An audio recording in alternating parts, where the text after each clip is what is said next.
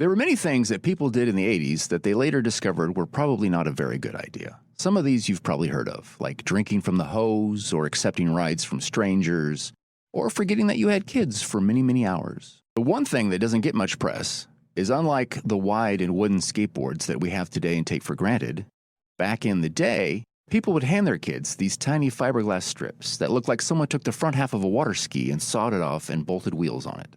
Which is exactly what my parents handed me one day for my birthday, the Yellow Peril.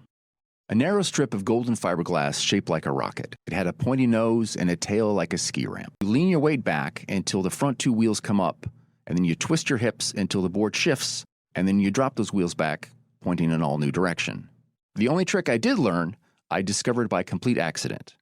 I discovered that if you were to go really, really fast and go try to do a very aggressive kick turn and then flip your feet just right, the board would fly off the ground and spin like a two-pointed ninja star, slicing through the air like a golden yellow blade of destruction before it hit the wall or a bicycle or an unlucky family member.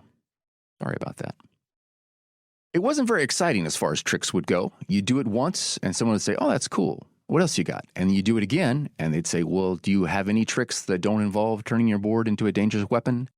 And I'd say no, and they'd walk off and I would be alone. From an engineering standpoint, this board had a lot going for it. It was indestructible. Its yellow color meant it was hard to lose in tall grass or dark sheds. And it was very agile and responsive. As long as you didn't want to turn. I mean, seriously, this thing did not turn. It had a turning radius wider than my house. If you wanted to make a full circle, you needed a parking lot, and even then you'd be out of luck if there's any cars in it. So to overcome this challenge, I learned how to do the kick turn.